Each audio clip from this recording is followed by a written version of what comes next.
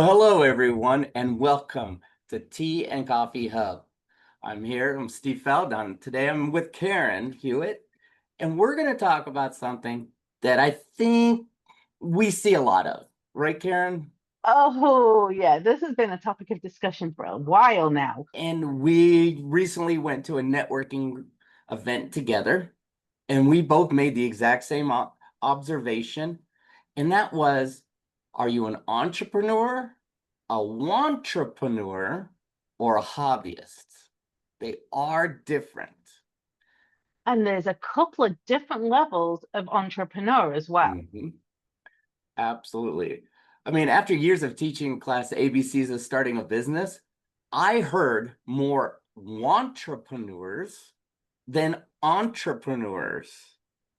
And folks, we should give them a definition between the two, right? Oh, absolutely. And I'm just going to add in a little something as well. It's not even just that, it's how people view these people. And Mm, some of them are saying these entrepreneurs are hobbyists when they're not, and vice versa. It is so messy. absolutely. I mean, I've been using the word entrepreneur for years, and that was from Mark Cuban from Shark Tank. So someone would deliver a pitch, and he would just see right through them and go, "You're a entrepreneur. You want to be an entrepreneur, but it's all talk, no action."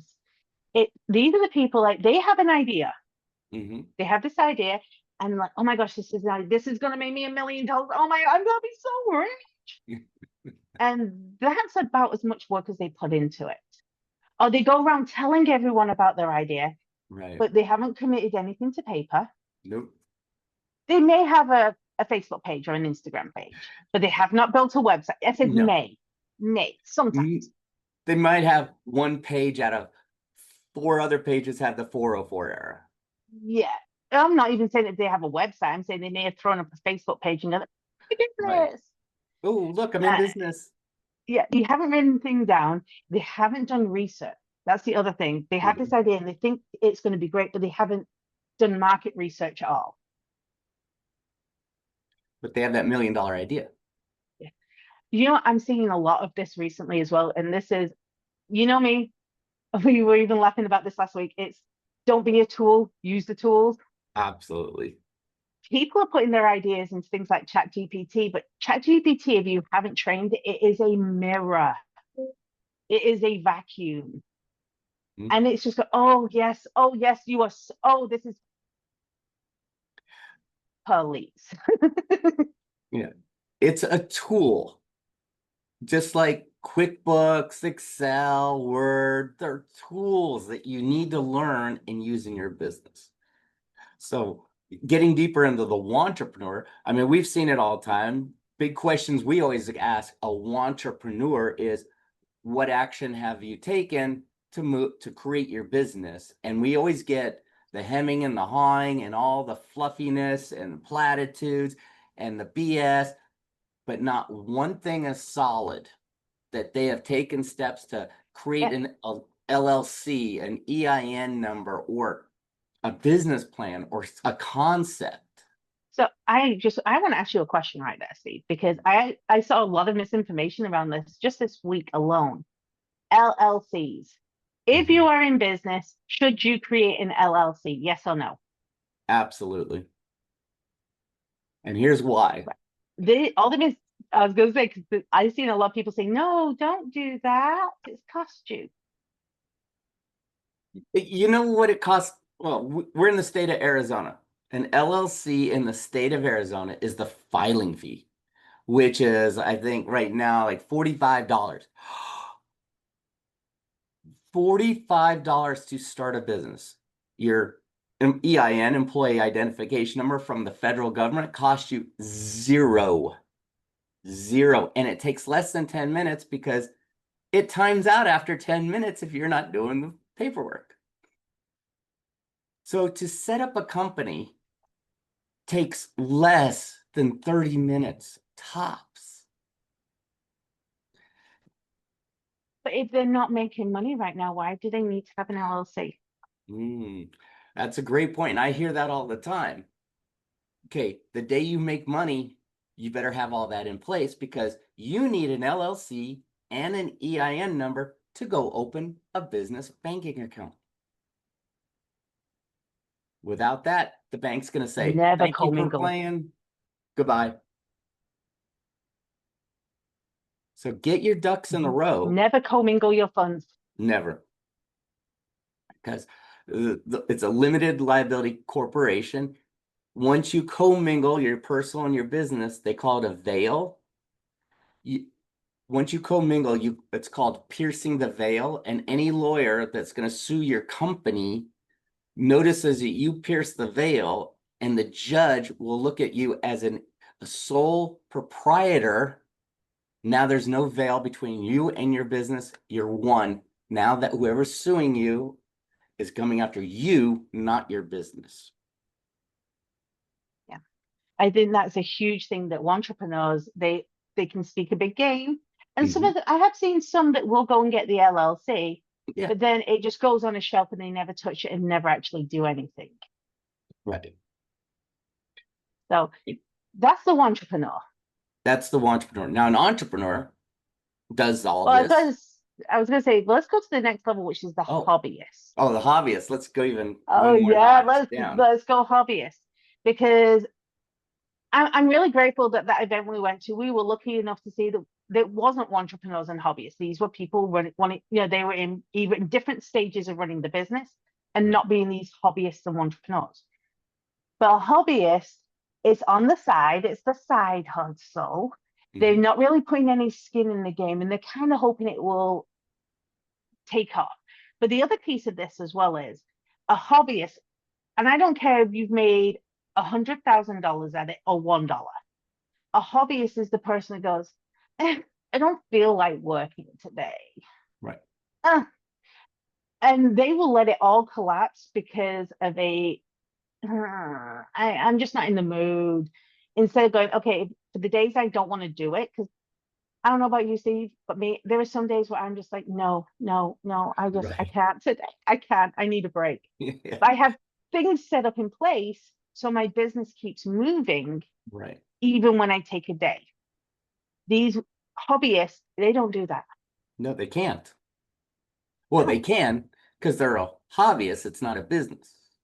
I mean, I'll give you a great example. I know someone who, this is going to sound crazy. This was his business, and no LLC, no forms, no tax ID number, no state tax, none of that. He bought and sold a certain gauge of trains. So he would buy them, turn around and sell them. So that he's a hobbyist. He was making his whopping $150 a month, doing it whenever he felt like it, whenever. And that was it. He just wanted that little extra income. And he goes, maybe I should turn this into a business because I'm running a business now. And it's like, no website, no nothing. He was a true hobbyist, did it whenever, maybe one day a month, maybe two. And we're not saying there's anything wrong with having a side hustle. There is God. nothing wrong with deciding to want to make a little extra money here and there when you need it or when you feel like it. That is fantastic. What we're saying is these terms are when people are claiming to be these big business operation, but when you dig in, you're like, one-on-one is not making two here. Right. Yeah. Yeah. Side gigs, I'm all for that. Hey, I know a lot of people have side gigs. Go for it. Why not? It's fun. Make a little money on the side. But when you start talking about that, like it's this huge business operation and you should be in some penthouse office suite with thousands of staff. Yeah. Oh, you're just deluding yourself, baby. That's all. Absolutely. That's where we're talking to get that shift from the hobbyist. Sometimes hobbyists love being a hobbyist. Nothing wrong with that.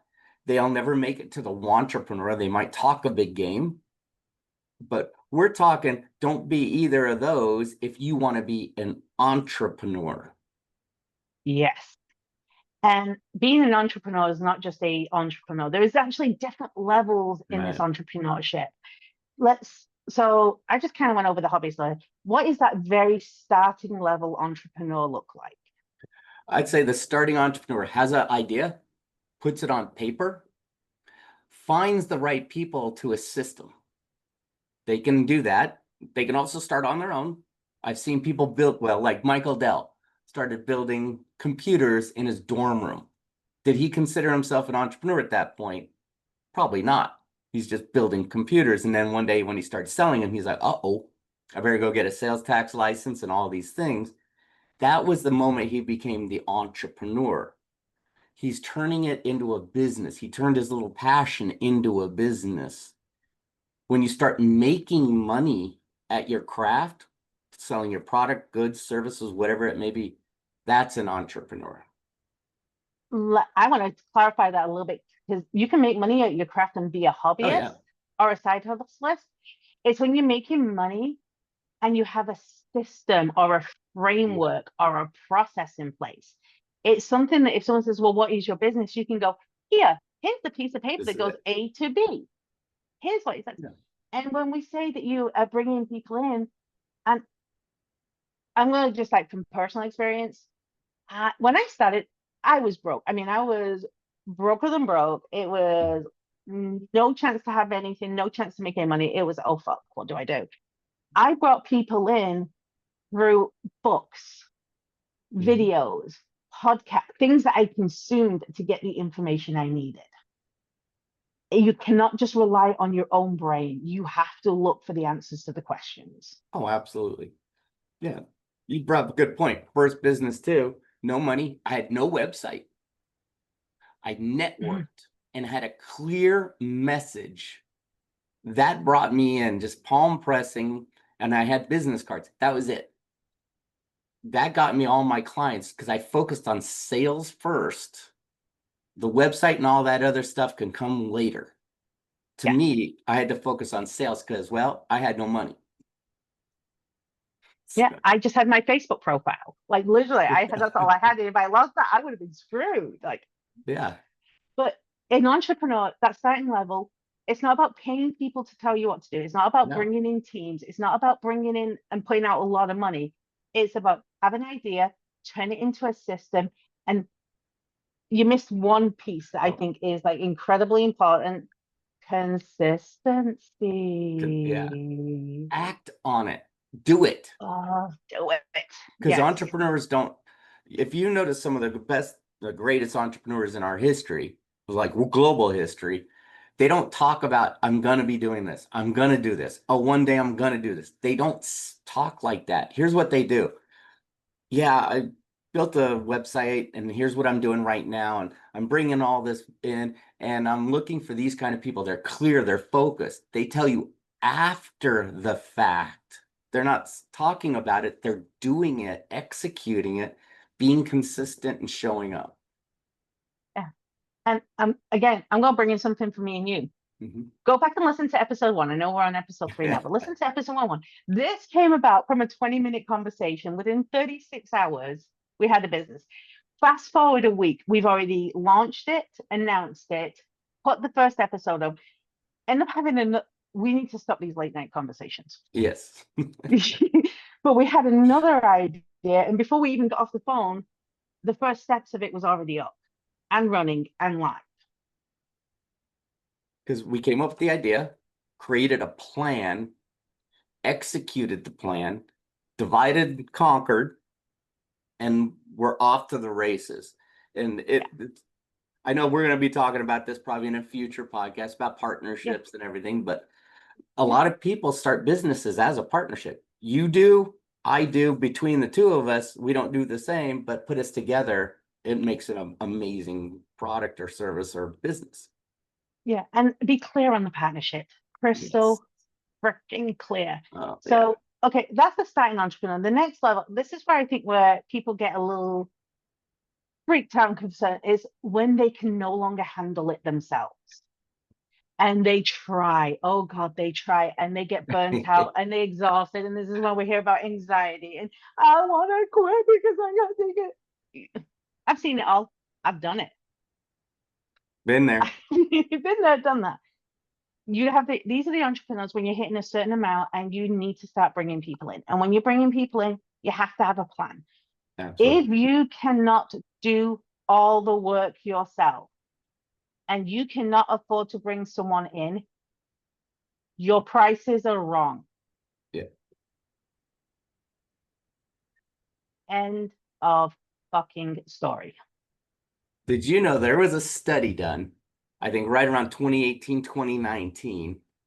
It was through the Harvard Business Law Review. Law Review. So they're going deep about entrepreneurs versus corporations. Corporations look at their pricing annually. Some look at it every quarter or 6 months. They're always adjusting. They're making sure cost of goods sold, they're making money, making sure their margins are holding. Entrepreneurs look at their pricing on an average every 5 to 7 years. Then they Oh wonder God, no. why they're not making money. Yeah, and oh yeah, no, it makes me want to hurl. Sorry. Right. No, I've and worked with a lot of business owners. Like, when was the last time you looked at your margins and changed your prices? First objection. Well, if I increase my prices, I'll lose customers. Uh, I have a formula. I'll do it right in front of you to prove that is incorrect. yeah, I've increased my prices. Same. Years and years ago, and I Yeah. still analyze it. In fact, I think that was one of the conversations you like. I I still do this. Okay, I'm going to be totally transparent with you, and this is why Steve's like my biz bestie. I created a product which I'm like, I should make this a lead magnet. You remember this Oh conversation? yeah. And I sent it to Steve. I'm like, hey, I'm thinking of making this a lead magnet. If you don't know, lead magnets are totally free, no cost. Steve, just so they know that we've been here, we've done this, we've got the t-shirts. We're not telling you because we're perfect. We're telling you because we've lived this. We've screwed up big time, but we don't. What did you say to me when I sent you that example lead magnet? Are you fucking crazy? You do not give this away. You sell it because it has value to it. And the value is the end result that they're going to get by going through it. That is a tangible asset. It's sellable. That is not free. I can give you an ebook all day long. Great. But when you have actual results from input from them and yourself, you're actually spending time in it, charge for it. That's your time. You need to charge for it. This was a 70-page workbook that I created for social media, and I was about to give it away. And then I also made, again, just to prove, I've been in business now nearly 10 years. You've been in business longer than me because you're the old man. Thank you. We know. I still made one critical mistake in that book, and you went through it 3 times because you couldn't believe I made that mistake. And it was the simple, and believe me, everyone's been there. Where's your name and who are you and why should I read this? I got to put myself in the book, like, hey, I'm this person, this is why I'm helping you. So none of what we're telling you is to put you down in your journey. No. Is to tell you've been there, we've done it, we've seen it, and we're trying to stop you from falling into pitfalls. So that's like we're now starting to grow. And the other piece of advice I got given, which was the best piece of advice I've ever had, and it literally has saved me so much stress. I had someone look me in the eye and go, so how much do you charge per hour for your service? Okay. Because I was complaining, you know me, I'm a mama. I have 5 kids. I'm taking care of them. Right. I'm homeschooling them. I'm having my business. Me. I'm go, go, go, go. People say I'm crazy for how much I do. He said, well, if you have to do that and it costs you less than you charge per hour to pay someone to do that, Mhm. why aren't you paying them? Right. So So true. I now have someone comes does my yard for me. I hate yard work. So I pay someone to do that. I pay someone to do other chores. I pay for delivery for food so I don't have to go to the grocery store. You're also bringing up a good point. Entrepreneurs realize I'm not, say, good at accounting. That's number one thing I hear from business owners that have even been in business 20 years. I'm horrible at accounting. So my first question is, then why in the hell are you wasting your time getting frustrated doing your accounting? You're going to hire someone. It'll be a lot less because look at your hourly spend on it. Your frustration will go to beep. Mhm. And it's something someone else loves to do, and they're going to do it in 5 minutes that takes you 5 hours. I hear the same with social media. I Yeah, don't know what to post. I don't know how to talk to people. I don't want to be. Okay, great. Let's get someone doing that for you. But exactly. now we have this with expanding, and we go to the next level where I was here with my business, what, 2.5 years ago, and we had a conversation, and you were like, you're not an LLC anymore. Right. You've got staff, you have a team, you're not this. And that conversation led to me turning my business into a corporation Yeah, because it because had to. I've had corporations, and the reason I did is, well, how I got my financing. I brought in financial partners, which under an LLC is a totally different game, but you want to protect yourself in the business. So I flipped it to a corporation, brought in partners just for financial reasons. I had employees underneath me, and then, well, guess who owned all the stock for the most part?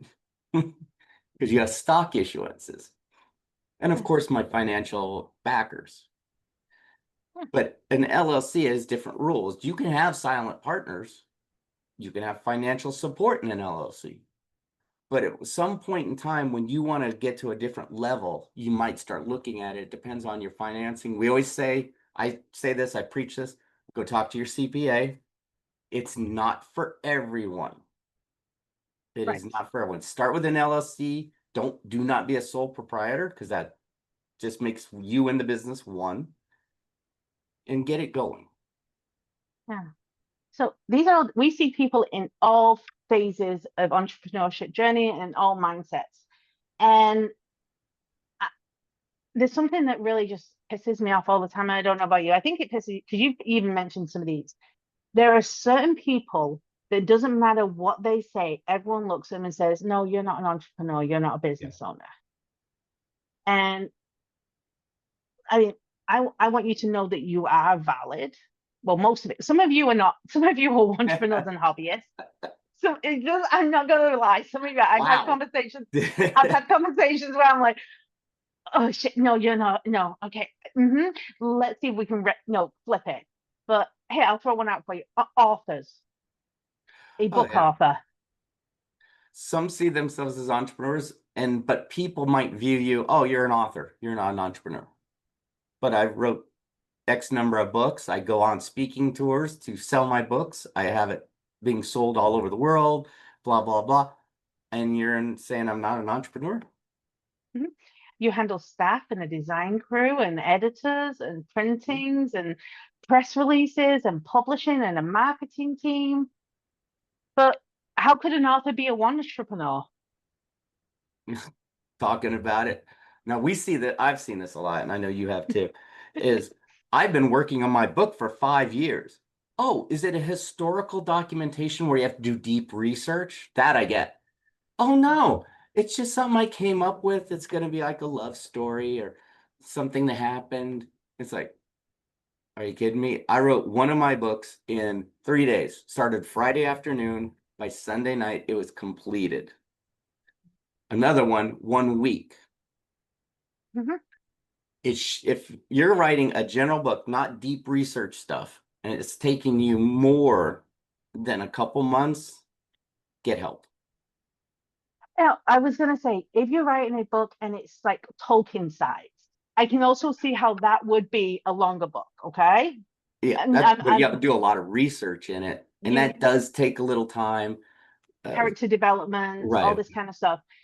But the amount of people go, well, I'm an author. Oh, great. What have you read? And well, I have this idea about a book. Yes, that's a wantrepreneur. Okay. An author that said, well, I wrote one book 17 years ago. I Wantrepreneur. see that a lot too. I see that a Yes. lot too. They hold on to that book from seven. I was in 4 books last year, and my book just came back from being edited for grammar and everything. So that should be coming out soon. But again, it wasn't oh, it took me 10 years to write this. It was Right. a couple of months. Yeah. Uh, or I've wrote short poems and they got published because I won a contest for my poem, Wantrepreneur. Mhm. but authors are entrepreneurs. Okay, I'm going to throw another one at you. Speakers. Oh Lord, I hear this all the time. So speakers, a lot of them, I'd say 50% of them do not see themselves as an entrepreneur, even though they have a business, a LLC, a business, they have staff. They look at themselves, I'm a speaker, because it's in their mindset. Then you have the other half, they're looking at it like, listen, speaking is my business.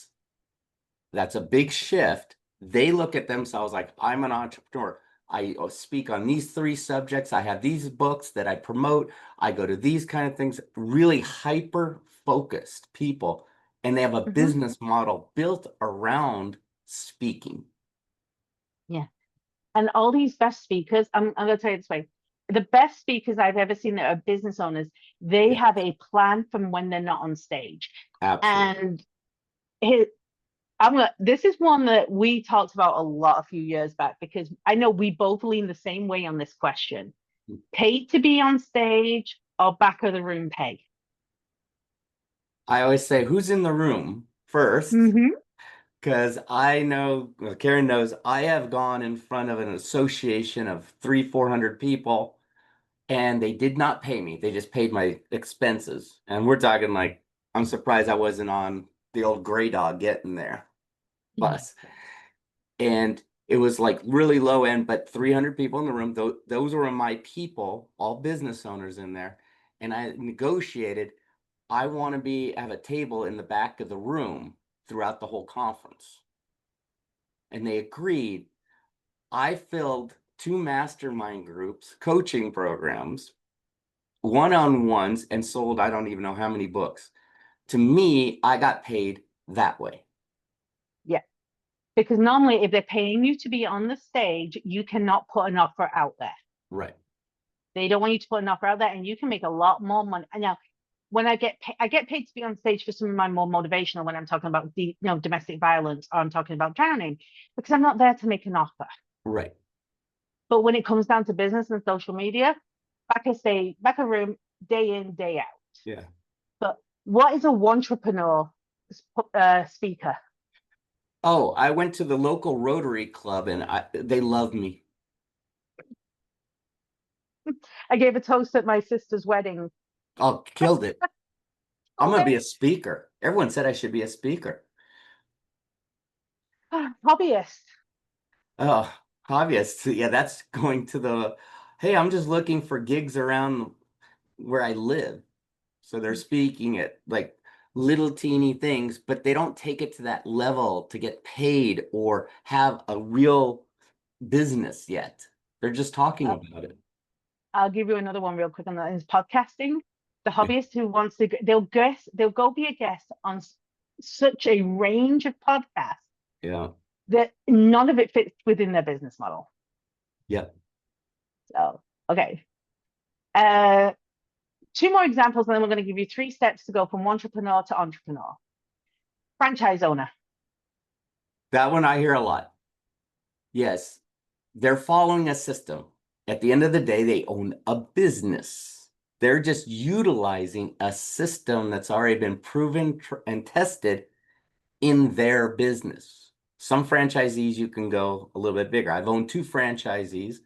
On one of them, I reread my franchise disclosure document, the FDD, 3 times over a weekend. Monday morning, I went in and made a ton of changes because it wasn't in that contract. I got the nasty grams from the franchisor. You can't do all this. And I show me in the contract. That's when they said, you're too much of an entrepreneur. A franchise model is not for you. Mm-hmm. So we negotiated for me to bye-bye. Yeah. And I have some good friends that are entrepreneurs and they have several franchises, Mm-hmm. but that's not their main stream of income. What it Right. is they've invested in it, put people in it, and they walk away and just take the checks and they're doing what Yeah. their actual business is. Oh, yeah. So the hobbyists, they buy it, it's the only thing they're doing, but they're kind of trying to do it without doing the work and they're Yeah. not invested, they don't check it, they don't do it. The entrepreneurs, it's a good starting ground because, if you're not sure what you want to do, but you don't want to have a boss, it's a good proving ground, I think. It is. And if you're not business savvy, guess what? They give you the tools and resources and the Hmm. education. I I think franchisees are great for many, many, many people. Yeah, it gives you that flexibility, but it also gives you the support that you might Absolutely. not need if you go on your own. All right, last one. And it's kind of in the franchise because I see a lot of this on social media. People who are in direct sales, MLMs, network marketing. And you know me, I have my own take on this. Yeah, my take is because I've encountered many, many MLMs, multi-level marketing folks, your Avon, Isogenics, all goes on and on. Hmm. Not a business owner. I'm going to disagree with you in some way. I'm going to say 95% of them are not business owners or entrepreneurs because all they're doing is slapping up things and hoping it works out. Buy my crap, buy my crap. Please Buy buy my my crap. crap. Yeah. I've been in network marketing for what, over a decade now? Yeah. But you don't see me being like shoving it down people's faces. I built faceless brands that run automations for me to make my sales. I see it as an affiliate, but I also see it as a way to teach people and help them. Yeah. And my teaching is where my business starts in there because I'm doing it as a development process. I do case studies on it to put into my social media business. Okay. But 95% of them are not running it like a business. They're hobbyists and entrepreneurs. But there is that 5% that are taking it, developing systems, coaching Mhm. programs, speaking. They're getting books. They're getting paid for having books. They're getting paid for having Right. speaking gigs on it. They're investing in other organizations and building major portfolios. Absolutely. And I know we'll probably talk about affiliate marketing at one point, but to me, I've been to all those MLMs and it's like, guys, you're right. Maybe the one out of the 100 has a business and a model behind it and a system. And they are not the ones yelling in the room, buy my crap. What they're doing is like, Yeah, I can change your life with some of the products that I carry. And they have a totally right. different tone. They actually have a great elevator pitch.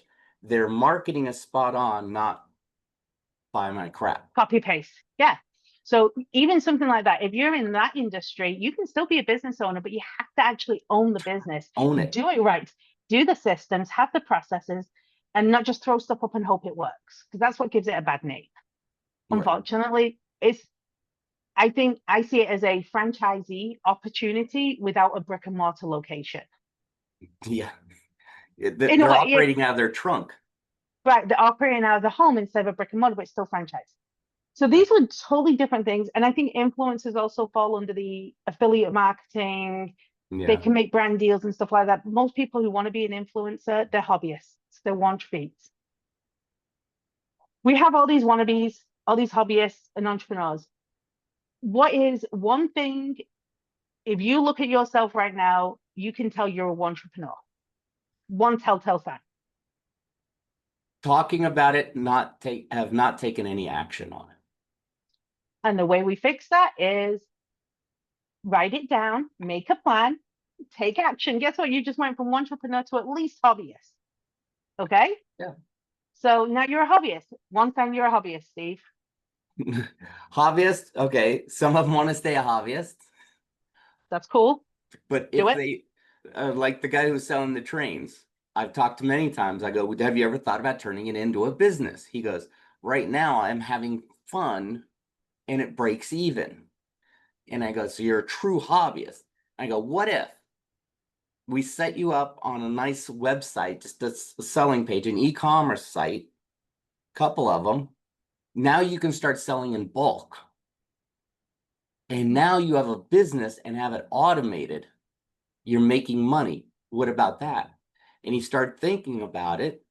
Someone else overheard, hey, I've been selling this. They were selling some kind of other products.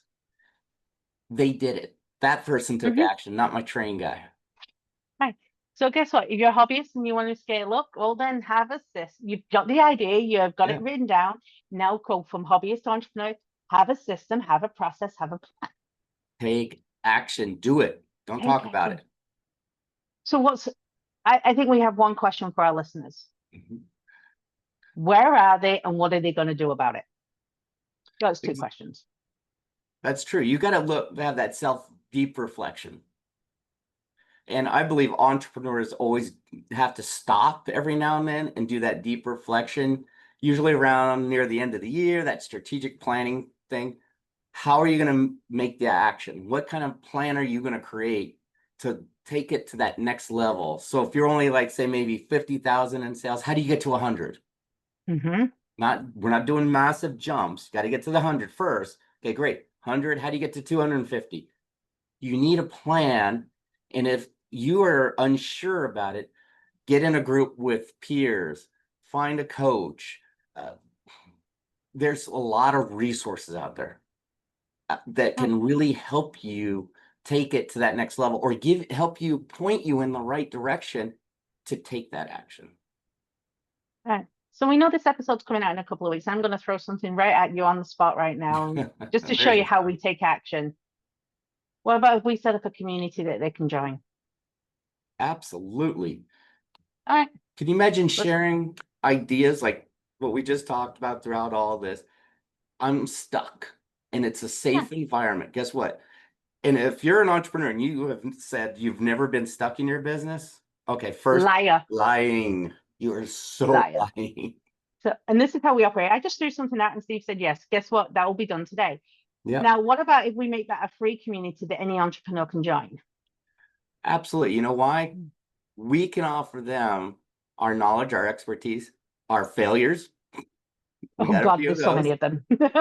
But it's to help you so you don't go through it. You will experience your own learning. I call them learning opportunities now, because I've learned that they're not failures. But how you bounce back is you learn from it, take the action to overcome it, and go around it and keep moving forward. A community will give you that space and that support. All right. I think we just gave you the example of going from one thing to the next. And by the time this podcast airs, you'll be able to come and find the community. It'll all be up and running because we don't waste time. I'm going to tell you this.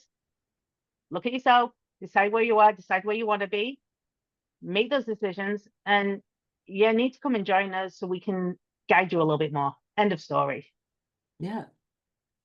What I've always found in communities that are set up like this, how much I've learned and shared and how much I contributed. I thought I don't have anything to contribute at that time. And just saying one thing helped someone else who was afraid to ask a question. And they would come to me a week later going, I took what you said, I relooked at my business, I got unstuck, and now I'm doing XYZ. And it's inspirational. And I'm thinking, all I do is say something because I was confused. But it hit them right. All right. Well, let's do it, Steve. Do it. And you guys need to take action too. So if you've got something on this and you've listened to what we've described and you're like going, oh crap, I'm in this level, or in this level, drop it in the comments because we want to know. But we also want to know exactly what it is that you're feeling stuck about that's keeping you where you are and where you want to be. Because guess what? Maybe we can help you unblock some of those obstacles in your brain. I think that would help a lot. Absolutely. We've heard all the excuses. Time, money, relationships, resources, knowledge. Oh, goes on and on and on and on. All right. So we're going to see you on the next episode and in the community. And we're going to start unblocking some of those obstacles and get you from wannabe hobbyist to entrepreneur and crushing it. Absolutely. Build that business. Take action. Take it. All right. See you next week.